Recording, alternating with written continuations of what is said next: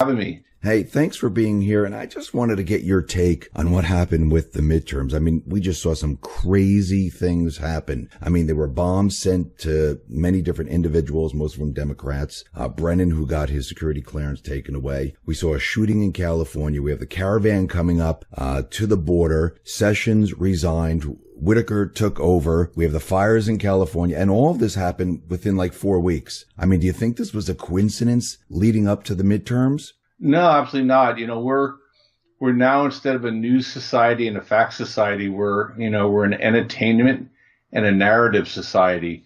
So what everybody tries to do, they try to paint narratives and paint pictures for people and portray those as facts. And we'll talk the fires. The fires are a natural calamity, but it can't be because of government mismanagement. It has to be for something that the left wants to advocate, which is climate change and climate control of our lives. So, none of this is, the caravan was made up.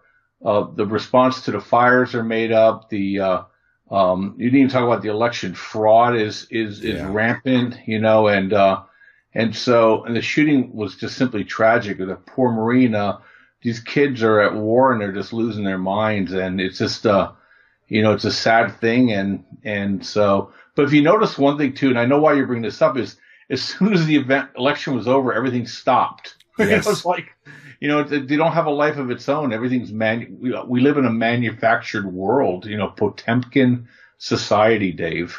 I agree. I mean, all of a sudden, everything was squeezed into that one time period. And as soon as the elections were over, everything just stopped. We don't hear about much of it anymore. And we don't see any other events occurring. It's just crazy. But amazing. Yeah, I wanted to ask you about Trump and what he's doing with the Fed right now. And we know the Fed is raising interest rates, and the Fed is going to raise interest rates, I think, one more time this year. And what's very interesting about this, Trump came out and he was contradicting the Fed. And you don't see many presidents doing this. I mean, you don't see them, pointing at the Fed saying, hey, if the economy goes down, it's your fault. But then all of a sudden, we had like Jim Cramer come out and saying, hey, maybe the Fed should slow it down. The Wall Street Journal wrote an article saying, hey, we should slow this down. Why is everyone getting on board telling the Fed to slow down here? Because it was an absolute disaster of a policy approach.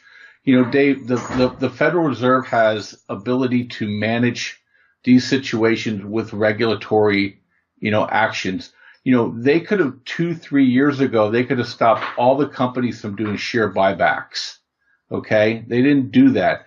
They could have told all the banks, do not lend to these companies for buybacks. They didn't do that.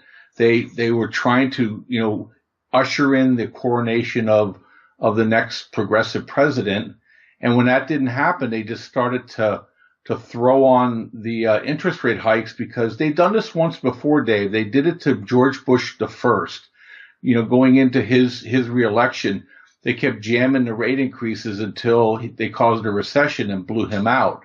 But Trump's not Bush, and he fought them the whole way, and he kept the economy and he kept the stock market high enough that he was able to preserve his position in the Senate, which is the most important place to hold power, and then the House. And so now he can control treaties and he can control the judiciary.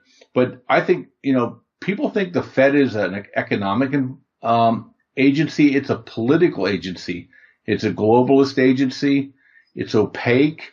And the other reason why the Fed raised interest rates instead of just simply doing a regulatory approach is that this is how you shift money. People don't understand, when the Fed makes profit, they split the profit with the federal government. What they do, Dave, is that they charge interest rates, as you see with the Fed funds rate, but if they don't change the rate for the banks, what they borrow, they keep the difference. And that comes out of our treasury. So not only are we paying more money to borrow money, but the banks make more money on this. So this is all about the profitability of the banks. Very little to do with the economy. Look, their one mandate is to keep the dollar stable. Our dollar is going through the roof. We're crushing the rest of the world with a strong dollar. We're causing dollar shortages out there. They cannot under any circumstances claim that they're pursuing a sound economic policy. So there's something more at work here, and it's political in nature. But it's getting to the point now where, look, General Electric may go bankrupt, Dave, because of this. And not just General Electric, IBM, Pacific Gas and Electric came out. The state of California had to say, hey, we won't let PG&E go bankrupt. I mean, that's how close some of these companies are. And if they keep raising the interest rates, they're going to blow up the whole gold mine here. And Trump, he's one savvy guy. You can like him, you can hate him, you can think he's boorish, whatever. But strategic he is. And he got in front of the Fed on this thing. And this is going to be laid square at their feet. And now everybody's coming up behind him and agreeing with him. And I think after this December move, Dave, it's one and done. And they're going to be backpedaling big time because they're going to force, look, this stock market may go down another 16 to 20% if they keep up this pace that they're doing. And it's going to destroy things. And so, like they did in 1938. So they've done these moves before. You think these people could read a history book, but they don't. So you think they're doing this on purpose where they're raising the rates? You bet. So, I mean, for people that are out there and they're trying to figure out, what they should do. I mean, you work with Trade Genius Academy and you have your systems doing different trades and things like that. How do you prepare for something like this? Dave, when trading is I always say it's simple, but it's hard. It's simple in the fact that the data stares you right in the face. There's only two things that you really have to watch it's called momentums and reversals. And so, you can see the money flowing into and you can see the money flowing out of particular stocks or asset classes. And we saw in the beginning of this year that the stock market was top heavy. We also knew that the commodity market on the precious metal side was beaten up pretty bad. And we were suggesting to people lighten up on the stock side. Start positioning yourself for gold and silver and in another strategic metal, uranium, for reasons I'll get to in a second. And the next 2 or 3 years, you're going to be really happy because the Fed will have to stop here soon. And when they stop, then gold and silver are simply going to take off because the dollar will no longer keep rising. So that's what we do. We have simple algorithms. We have what's called a momentum algorithm.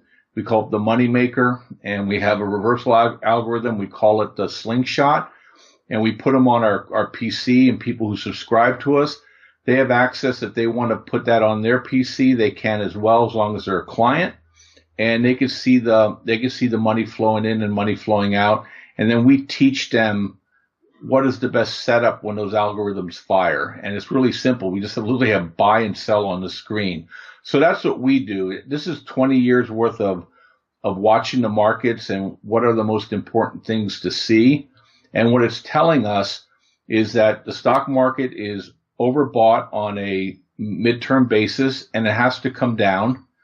And gold and silver and uranium are underbought and they're getting momentum and they're going to go up. And so we look to buy the dips in gold, silver, and uranium, and we're looking to what they call sell the rips in the market.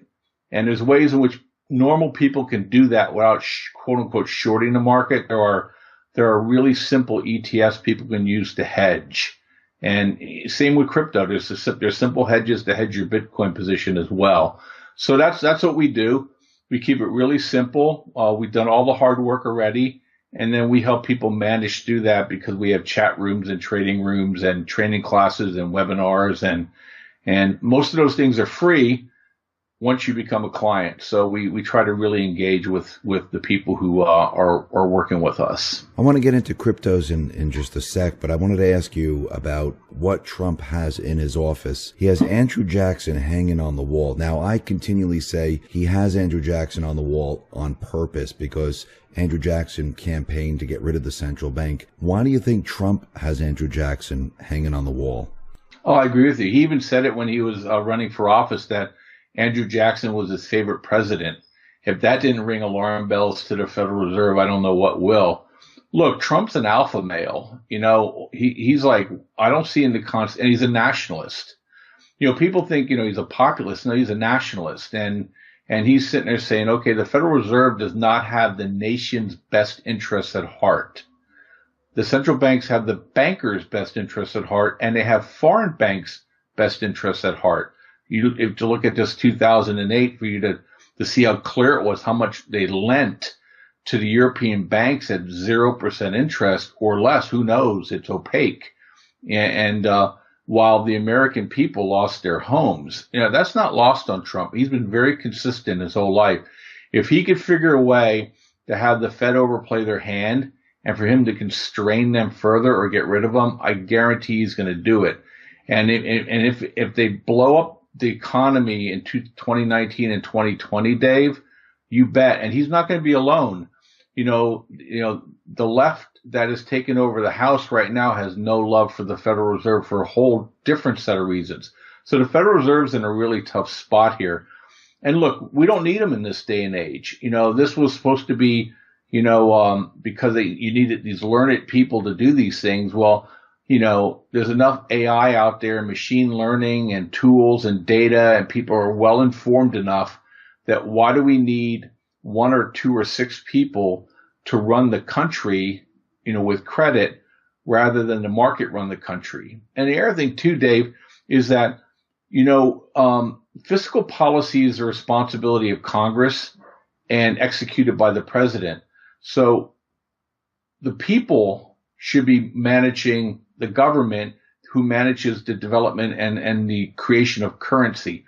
Look, we could print our way out of the debt by just creating currency and getting rid of the debt. That is the way fiscal policy is supposed to work. Now, I'm not saying it's not painful at this point because we've created so much debt, but that's how it's supposed to work. You have productivity, you have population growth, you create more currency to manage that, and then you don't let the banks overlend and put everybody else at risk that they have to raise interest rates to slow the economy down. Yeah, so absolutely, he can't say that, but I'm reading between the lines. He'd be licking his chops to be able to take them on. Let's just continue with this for a second, because you said something very interesting where, he was looking at the Fed and he has Andrew Jackson hanging on the wall and he's out to get the Fed. Do you think he's making the mainstream media, the Wall Street Journal, Jim Cramer, all point to the Fed, that they're the ones responsible if the economy goes down because they're raising the rates? So if you really think about it, CNBC put an article out there. They polled economists saying, yeah, they should slow down the interest rates. And we mentioned Jim Cramer, Wall Street Journal, and many others. Now they're all pointing to the Fed. Do you think this was a strategic plan? If the economy comes down, everyone is pointing to the Fed, and maybe they'll say, hey, maybe we have to audit them? Yeah, I don't know exactly what will come out, but I totally agree with what the whole statement you made. Trump got out on this thing first. He took all the arrows and he made it easy for people now to climb on board. And the Fed now knows that this narrative, they can lose control of this narrative.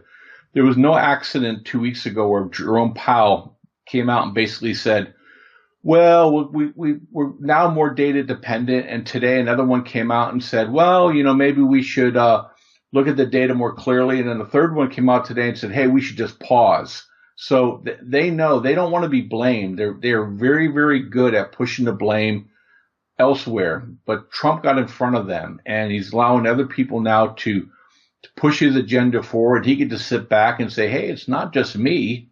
Look at these people, Jim Cramer, respected hedge fund manager, CNBC, respected, news media, Wall Street Journal, the most respected publication. Forbes hates the Fed, so Forbes is on board with this as well, Dave. So now he has everybody carrying the water for him, which he always does. People think he just says things, out of control. He says nothing by accident. Everything to him is chess moves 3, 4, 6 months down the line. Whether you agree with them or not agree with them, just don't underestimate them. Yeah. Now I wanted to move on to cryptocurrency, because cryptos, they've been taking a beating right now. And we know the central banks, they've been demonizing cryptocurrency and saying, oh, terrorists use it and all that other stuff. But all of a sudden, crypto started to move down. I mean, did you guys expect this to happen? Were you planning on this? Well, we saw them about a month ago. We saw that the volatility in cryptocurrencies ended. I mean, we went 2 weeks where we had less than a 1% range in Bitcoin.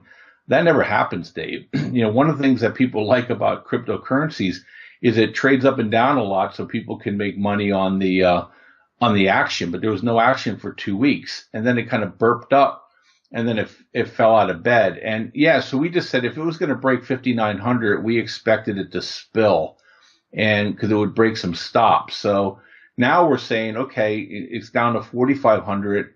We think there's probably going to be a pause in here of tradable bounce, and it could get all the way down to 3,000 before it's all said and done.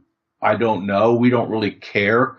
We're just watching the short-term, money flow indicators, and it tells us whether we should be excited about a trade or we should just step away. But let me tell you why we think this is happening. Number one is the dollar is really strong, so that puts pressure on other assets. Number two, the Chinese government has now freed its citizens to now buy and sell cryptocurrencies again. So people who've been stuck holding Bitcoin for a year, and they might have been owning Bitcoin at 16 or 17,000, Dave, as soon as that was able to trade again, a lot of those guys were dumping the coins. So that puts pressure on the market. And then the last thing is there's a kind of a competition, like a civil war between, Bitcoin and this thing called Bitcoin Cash. And the Bitcoin Cash people have a lot of what's called mining power, and which means the ability to do the transactions and to create new coins. And they've been shifting their mining operations to create more Bitcoin Cash and less Bitcoin. And that pushes pressure on the market too. But they're doing it at a loss. So at some point, just like when people short the market and they get overextended, the market does these huge bounces. That's what we think is going to happen in Bitcoin too. But make no mistake, cryptocurrency, and especially Bitcoin or Ethereum, Litecoin, the big three, if you will, they're not going anywhere. And they are absolutely a vaccination against basically government upheaval. There's only two places you can go with your money, in an economic crisis. And I'm not talking about, like a recession or something like that. I'm talking about like what happened in Turkey with the guy taking over, in Venezuela with it collapsing, and so on and so forth. Is you got to get your money out of those countries. You convert it into Bitcoin and it's gone in a second. You convert it into gold, you're out of the banking system. So you want to be exposed to these. You want to kind of understand what they're doing. And then you trade in and out of them to build up your stash over time. And then if we think there's going to be a big reset on the price, you just step away and let the price fall and you get it at a cheaper price. But it's not going to zero. Don't listen to anybody who tells you it's going to zero, because they have an agenda too. And so you just buy when it's low and the money comes in, and you sell when it's high when the money's starting to come out. Or if you're a holder, you take half off and let it come down and you buy again. So that's our view on it. And hope that was a good explanation for you. Yeah, I wanted to ask you, do you think it's a coincidence that gold and silver and cryptocurrencies, I mean, we know gold and silver, they're brought down with paper contracts, and cryptos have been dropping. They both have been dropping. Gold has been pretty steady. But don't you think it's odd that they're both at very low levels right now? Yeah, well, no, it's not odd. It's first of all, the dollar's causing some of that. Number two, Bitcoin is also can be pushed down with paper contracts too, Dave. There's a Bitcoin futures. In fact, since December of this year, that's when the market peaked, is when they start the futures contracts. So they're absolutely trying very hard to not let gold, silver, and Bitcoin be competition to the fiat order. But they're going to lose control of that order, and then the prices are going to find their own natural level. And I think gold and silver already has. Something happened in August is holding them from pushing the price down any further. And when the dollar and gold and silver start moving together, then the central banks have lost control, and that's when you want to go with both feet. And right now they're kind of tracking together. They've stopped going down with the dollar strengthening. So I think we're close. So with this market that is absolutely crazy right now, I mean, we see the market, it's up and then all of a sudden it drops 400 points and it's all over the place. People are, write into me and they're very nervous about what is going on here. People are afraid of a recession because you hear it all over the news and things like that a recession's coming. What should people do at this time? Should they invest? Should they not invest? What should they do to protect their wealth? Well, and I started telling this to people in February, and I did it personally. I went to cash in my 401ks just because I know the upside I would lose maybe was 8 to 10%, but the downside is 30 to 40%, if not more. And so anytime anybody asks me, I say, look, if you can't get out completely or you don't think it's really going to fall that far, at least take some of it and go to cash. What's happening, Dave, what people don't realize, the reason why the market shot up so much from 2016 to the first of this year is that the Swiss and the Japanese central banks were buying our biggest companies. Those are the social media companies. Those were Facebook, Netflix, Google, Apple, et cetera, et cetera. And it created an artificial lift to the market because these are called market cap weighted indexes. So it makes it look better on the way up. Now, the good news is from an economic standpoint, it makes when the market goes down, it makes it look worse than the economic backdrop is because, the rest of these stocks didn't go up like these stocks did, and they're not going to fall as much as those stocks did as well. But we're overvalued. And so my view is that the Federal Reserve is trying to engineer a move back down to basically wipe out that 2016 to 2018 move. And I think once we get to the S&P or the Dow at 20,000, the S&P at 2,000, 2,100, I think we'll get into a more stable market. Regarding the economy, Trump's doing the right things. What he's doing is he's bringing the manufacturing back into the country. And what he's doing is he's taking the economic pain and he's moving it to China. Now, the downside to doing that, you create some inflation, but that's not bad in a long-term sense, but it also will create what's called velocity of money. And those two things are going to create more tax revenue.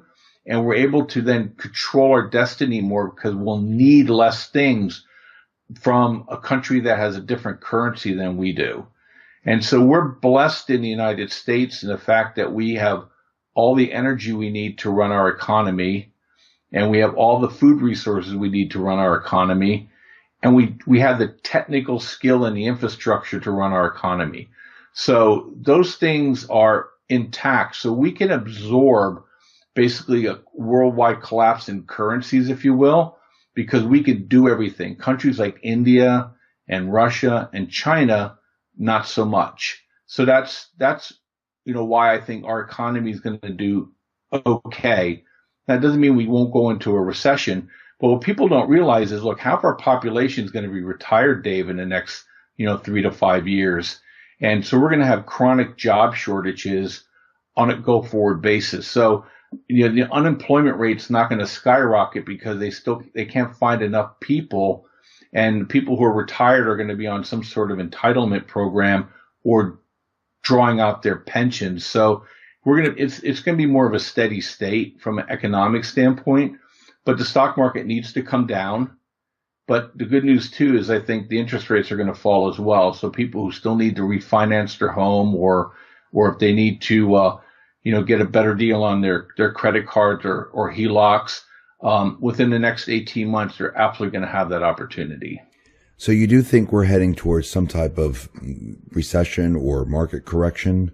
Yeah, well, market correction for sure. Recession, maybe a growth recession, but I find it hard to believe that we'll go into any kind of economic recession that's pretty severe because of just the things that I just highlighted. Before I forget, Bob, before we started recording, you mentioned something about a special package for Trade Genius Academy. Can you explain to everyone what this special package is? Yeah, we do. This is like our big annual sale that we do. We're no different than anybody else, and this is the best prices we put out for the year. So if you haven't used our services before, we have 6 bundles, created for, if you want to, if you're, like just learning how to trade, we have 2 bundles on services. If you're an intermediate trader, we have a second level bundle of services, and we have coaching, and we have a whole training package for people as well. And so we mixed in a lot of things, but the cool thing that we've done is we bundled training, coaching, and signals and trading room into the beginner packages. And Dave, the price we charge on this is very modest, and it's really a good deal for people, but they have to buy by Friday midnight to be able to get the deal. This best price of the year, and we go back to normal pricing going into December. So, and the website is, we're TradeGeniusAcademy.com, but TradeLikeAGenius.com gets you there as well. If you have questions, you can just call on the phone that we have there. You can hit chat, or you can just go into the website and just buy what you think is of interest to you. But what we do is, it's not gurus here picking, choosing stocks. We absolutely have a methodology, and we have, software tools that are helping us find the best setups and the best time to exit any kind of trades.